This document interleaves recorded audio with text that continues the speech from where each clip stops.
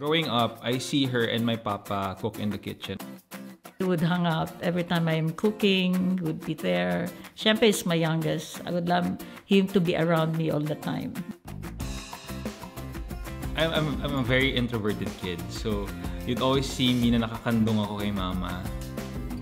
Whenever we go out as a family, especially when they were younger, talagang I would prepare food. It's always food. It brings us together on the table, wherever we are.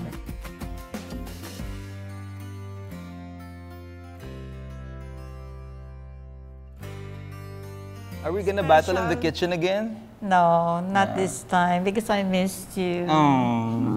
Hindi na tayo chef versus mom. Dapat chef loves mom. We share the same love for this person. And katulad ng pagkamiss ko sa pagluluto natin together. Yeah. We share the same love for this person. Yeah. Papa. Papa. Diba? So, Papa. what are you gonna cook? Looks like may special dish. What is it? Mas special ka. At naalala mo, niluto niya sa akin lagi ito nung bata ako. Igado. Oo. Igado. Hindi lang para sa akin, sa aming magkakapatid. Family. Yeah, buong family. He always Hilig makes this magluto for papa us. eh. So, igado means liver in Spanish. So, Yes. Ito ginisang pork with liver. So, unahin natin, hiwain natin yung meat. So, magigisa na muna tayo ng bawang habang hinihiwa ni mama yung tenderloin. Anong hiwa gusto mo? Di ba pag igado strips? Yeah, no. Pwede. Ikaw Alam mo, na kaya bukod sa maghubad. maganda yung knife natin, it helps to have a good meat. Oo, very No? good meat To ito. use. Ang lambot to. Tenderloin yan, no? Di kaya siya maganda kasi blast frozen yan, ma. Pagkakatay dun sa pork, Freeze agad. freeze agad. Galing, no? Siguradong fresh yung meat. Okay, tama na ba yan? Yung ganyang slice? Ano ilalagay mo yan? Sukang Ilocos. Alam mo, ma, kahit na pinag-aral mo ako sa culinary school, kahit na ano, iba pa rin pag may mga tips na hindi na ituturo dun eh, no? Siyempre. May mga knowledge na hindi mo makukuha sa school. Sa experience, sa life, sa magulang mo. I guess I got it from my mom. My mom loves to cook. She's a very, very good cook. That's why I miss her. The influence came from my mom. Igado, namimiss ko tuloy yung papa mo. Totoo? Sige na. Sigurado Sana ka? nandun. Nai-miss mo Dali, papa? oh. Ha? Sige na. Eh, sabi ng boyfriend mo, ngayon. Uy, oh. Kung ganyan. Wala ba? Uy, nilahat mo. Oo, masarap mas maraming bawang. Hindi ka Hindi ka- hindi ka Pinoy kapag hindi ka naggisa ng umaapaw yung bawang. Alam mo, Mm. ang miss na miss ko sa papa mo. Yan, una-una yung magluto. Gusto-gusto niya, matuto kayong kumain ng Ilocano food. Natutunan ko rin sa papa na matuto mag-reinvent. So, i-reinvent ko on the spot itong igado. O dapat ito kasi para yung taba niya, di ba? Ma-render. Hindi siya yung purong taba. Tama naman, oh. Ang ganda. Just enough fat. Oo nga, no? Ang ganda. Unahin ko muna to. Okay, so traditionally, wala naman talagang liempo or pork belly ang igado. But since we want more flavor incorporated with it, and gusto natin na mas bigyan ng bagong buhay yung niluluto sa atin ng papa, rendering means, alam mo ibig sabihin ng pag-render, ma? Render means niluluto mo yung meat, pinapalabas mo yung fat, ina-extract mo yung fat over low heat. Low heat. Ah, yun ang render. Oo, kasi ikaw lagi kang Gina G magluto eh. So habang nire-render natin, hiwain ko na ibang... nakikiliti ako. Oh. Hiwain na natin yung ibang ingredients natin. Bakit ba yan naisip mo iluto? Kasi gusto kong maalala mo ang papa. Hindi yung boyfriend mo ngayon. Uy, wala akong boyfriend. Hindi, joke lang. Para ko siyang Ouija board sa papa. It's my way of connecting to him. Ah, okay. So we're gonna add our... Ano na nga to? Tenderloin? Lomo? Lomo. Tenderloin. Pork tenderloin. Ilahat mo na. Lalahat ko po. O, may balak ako mamaya. Ano po? May balak ako iluto mamaya. Actually, alam mo anak, Po. iba-iba ang luto ng igado. Kanya-kanyang version. Ikaw, anong plano mo? Ako, instead of tomato sauce, I'll add na lang Ay, mukhang fresh hindi ko nahiwa tomatoes. yan. Hindi nahiwa ito. Wait lang. Okay, so ako, instead of tomato sauce, yung iba kasi tomato sauce nilalagay. Oo. Ako, Yun yung- I'll use fresh tomatoes. Saka natin takpan. So, ang maganda, kaya ko rin nilagyan man ng liempo kasi para nga mag-reduce yung fat, ay lumabas yung fat. Fats. Oo. You have to pour your heart out to this recipe. Yeah. Tama ka dyan, Ma, kasi nga from love comes good. I miss our get-togethers. Now that they don't have time anymore kasi they're busy, and I understand. And speaking of spending time together, ano ba yung last memory mo na, or pinaka magandang memory mo fondest memory mo with Papa? Pag nagluluto siya, yun ang fondest memory ko. Pag nagluluto siya, yung kukunin niya sa akin, huwag ka magluto today, ako magluluto. Yeah. Masarap magluto ang Papa. Tsaka, siya mismo ang namimili sa palengke. Doon siya mismo pupunta sa palengke para mamili. Sayang Kasi hindi mo mabibili sa grocery yung ingredients sa iba. Sayang kung buhay pa ang Papa, ma-experience na kung gaano kaganda yung mga ingredients na ginagamit natin. Kung At saka matutuwa yun na ka-fresh yung karne. Gaano ka-fresh yung karne na ginagamit natin. happy yun pag alam niyang niluluto mo yung kanyang recipe. Dapat alam mo muna yung kung saan ka mag-order nitong karne. Alam ko. Meron na sa grocery. Bukod Meron sa grocery. silang mga pop-up yata na stores. Ah? Ang The Good Meat? Oo. Ma, hindi. Pwede ka na, mahilig ka mag-ano, di ba? Mahilig ka mag-Facebook. Meron, hindi, alam ko. Mahilig ka mag-Facebook, di ba? Mahilig ka meron. mag-online. May website sila. May website sila. Ako na kasi. Oh, sige na nga. www.thegoodmeat.ph. Yes. Add na natin to suka naman. I-add mo muna yung atay. Yung brine. Hindi, yung brine muna. Ay, ewan ko, bahala ka. Yun yung turo sa akin ng Papa eh. O di, gawin mo. Ba't ako tinatanong mo? Yun naman susundin mo Asawa pala. mo yun eh. Yung pinagbabara muna nung atay, i-add mong ganun. Lalagyan mo asin. Opo, season na natin ng salt and pepper. Yes. Ayan, so next na natin, ilalagay yung bell pepper and yung atay. Ah, atay muna? Atay muna. Atay muna. Tamo, tinatanong mo pa ako. Atay muna. Alam mo, ang good meat Mm. requires konting seasoning lang. Ah, okay, okay. Kaya yun ang kagandahan ng good meat. Kaya pala, Kasi konti lang may nilagay mo flavors kanina. na siya na lumalabas pag inano mo. Well, totoo naman. Oo. Parang you respect the natural flavors of the meat also. Tsaka it's very convenient kasi naka-vacuum seal na siya, Ma. Kung may naisip ka adobo, lutuin mo. Kuha ka lang.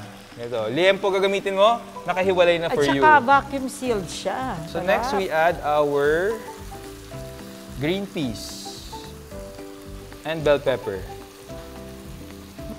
Mama naman eh, babibitawan ko eh. Meron ba akong dish na ikaw lang nakatikim? Di ba naalala mo nagluto ako dati, ginaya ko yung spaghetti mo. Tapos nasunog yung sauce sa ilalim. I left it on. Siya lang ang nakakain kasi nasunog. Siyempre, kakainin ko yung dali ko nagluto. Kahit na sunog. Pero sobrang ko na-appreciate yun sa'yo. 5 rowdy boys. And I applaud you for raising us well. Thank you, thank you. I miss our get-togethers. Now that they don't have time anymore kasi they're busy, and I understand. You start as husband and wife now that I'm a widow, alone na nga, no? I still have my apos. I try to make myself happy. There's somebody that could make you happy but yourself, right? Alam mo, itong recipe na to, Ano? isa to sa mga nilulook forward kong kainan kapag sinabi ng Papa na magluluto siya. Dagdagan mo kaya nito. Silently, I'm wishing, sana igado, sana igado. Mamaya, may gagawin ako eh. Alam mo, I have an idea. Kukuha ako dyan, pwede? Pwede po. Anong gagawin mo? Talagang hindi na tayo naglalaban sa kusina, ha? Talagang... Hindi, yan, niluto mo na nga yan. Gagawa ako ng iba. Pero yan, from your dish, gagawa ako ng... Total, medyo marami to para sa ating dalawa. Ano lang, simple lang. So parang leftover makeover. Yeah. Okay. Why not? Anong gagawin mo po? Ang tawag doon, dinaldalan. Ilocano dish din. Anong... Ay, ganyan. Yan na mismo. Bago ka mag-leftover makeover or mag-reinvent ng dish ng Papa, tikman muna natin to. Sige. Bawal ang yung added seasoning, you know what I mean? Yeah. Hindi naman bawal. Hindi, ayoko. Yeah. Ba't ako? Ikaw, natikman ko na po eh. Mainit eh. Tinapaso mo. 1, 2, 3. Malambot. Sarap. Okay, so ikaw Malasa. na. Luto ka na. So, check na ako. May dish sa Ilocos, parang ganyan. Kaya lang, ang tawag nila, dinaldalem. Oo. Dapat yan giniling. So, wala. Kumuha lang ako dyan. Kasi nga madaldal siya. Tinadtad ko na lang. Parang, ano lang, maiba. So hindi talaga tinadtad ang dinaldalem? Hindi, giniling. Giniling, pero yung atay, strips. So, dinaldalem inspired. Okay, lagyan mo lang konting mantika. Since non-stick pan yung gamit mo, onting oil lang pwede. Konti lang talaga. Alam mo, sobrang resourceful mo, no? Natadtad mo talaga yung karne ng igado. At gagawin, Ay, bibigyan hindi mo pa ng panibagong buhay. Oo, yun. Yung dish na paboritong luto sa atin ng Papa. Yung Sa iba saan ginagawa nila para good na yung may lasa na yung bawang. Nakalimutan ko gawin kanina. Talagyan mo ng konting asin. Yung bawang. Lagyan natin ng konting para, asin. since resourceful ka, dapat alam mo yan. Ganito ganito, pinch lang, ganyan. Para halimbawang isang piraso lang yung garlic mo, it will go a long way. May extend mo yung lasa ng bawang. Okay? Actually, pag shined mo yan, sarap din. Kahit i-shred mo yan, buo pa yan, o kahit hindi mo na hiwain, basta made with love. Yes. Parang Teka, the good lagyan meat. natin ng It's corner. made with love. Konting It's seasoning na lang. packed with love. Feeling ko ang perfect day for me now, timeline, kasi si Mama hindi na siya masyado nagluluto. A perfect day for me would be just in my room or sa bahay lang ako, nanonood ng TV kasama siya, tapos kumakain kami ng sabay. A perfect day would be spent with family, complete with grandchildren, my children, my daughters-in-law, my in-laws. That would be a perfect day. O anak, pwede na to. Pwede na, plating na Oo. po. See, ganun kadali lang. This dish, no matter how it's made, it's delicious because it's made with love. Yes, of course. Love you. That's why I always tell you to pour out your heart and your love whenever you cook.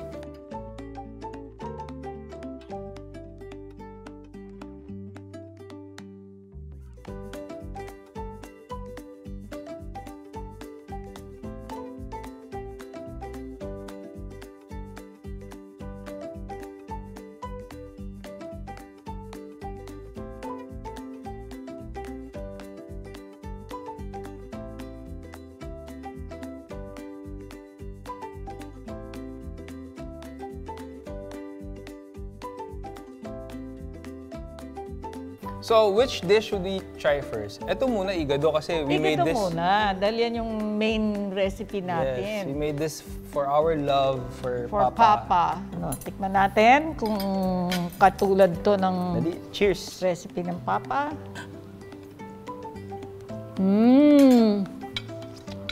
Papang Papa. You'll be proud pa. Papa. Harap. I remember Papa's cooking tuloy. Feeling ko parang with every bite, nung kinakain natin igado ngayon, parang feeling ko nandyan lang siya sa kabilang side ng kusina. Alam mo, Ganitong ganito. ang tender ng meat, ha?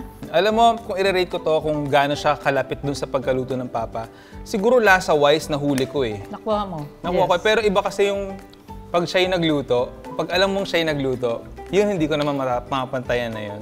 Ito yung dinaldalim ni Mama. Version niya ng dinaldalim. Actually, ang kaya ko lang tinawag na dinaldalan kasi kinuha ko siya dun sa igado na niluto mo. Ang dinaldalan, ganyan kasi ang ingredients ng dinaldalan. Kaya lang, like I said, pag sawa ka na or the following day, gusto mo iba naman, pwede mo gawing ganyan. Thank you for watching! Catch the rest of the episodes of Made with Love and follow The Good Meat on their social media pages. At The Good Meat PH on TikTok and IG and order online through www.thegoodmeat.ph. Bye!